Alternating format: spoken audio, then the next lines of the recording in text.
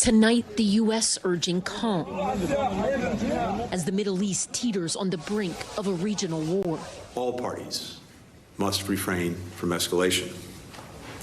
All parties must take steps to ease tensions. Secretary of State Antony Blinken speaking with G7 leaders and warning against a cycle of violence after Iran and Hezbollah vowed revenge for the assassinations of a Hamas political chief in Iran and a senior Hezbollah commander in Lebanon. President Biden convening his top national security officials in the White House Situation Room on Monday as diplomats scramble to try and prevent a wider war.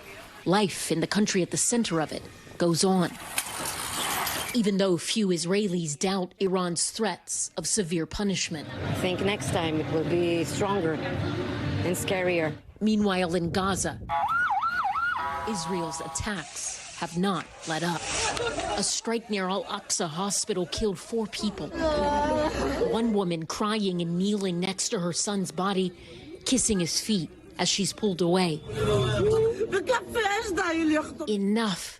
Enough, she pleads. What's left to take from us? Enough. Back in Israel, hundreds of people gathered to mark the 5th birthday of Ariel Bibas, one of the youngest hostages remaining in Gaza. Missed birthdays, missed holidays, missed Shabbats. It's a specific pain, and one John and Rachel know well.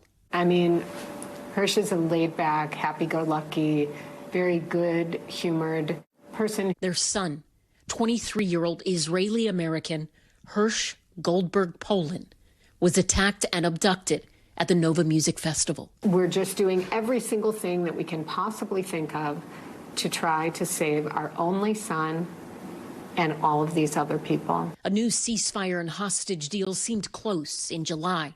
But with the assassination of Hamas's top political leader, that deal, like life in the region, is increasingly uncertain.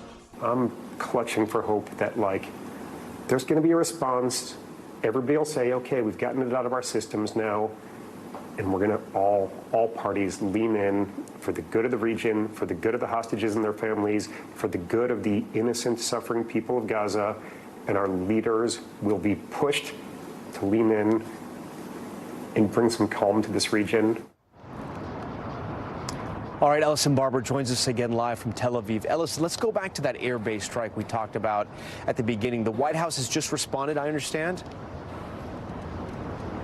Yeah, so the White House is saying both the president and the vice president have now been briefed by the national security team about what happened at al-Assad base in Iraq. They say in addition to getting that briefing and information, they were also a part of discussions, briefings about how the U.S. is taking steps to ensure that personnel in the region, U.S. personnel, U.S. military personnel, are kept safe and how they can respond to attacks like this one, if needed, at the time and place of the U.S.'s choosing. Tom? And then, Ellison, turning back to Israel now, the U.S. is sending some more military support to Israel? Right, yes. For the most part, what it appears to be are defensive measures, right? Fighter squadrons. We've talked before about those USS ships swapping out, coming closer so that they could be a part of a defensive wall, if you will, if it is needed when strikes, presumably, and what Israeli officials have told NBC News, come from both the north, from Hezbollah, and also the east from Tehran. The U.S. has continued conversations with the CENTCOM general coming to Israel today, meeting with his counterparts here about how they can help defend Israel in the event of this attack from Iran. Tom? Thanks for watching. Stay updated about breaking news and top stories on the NBC News app or follow us on social media.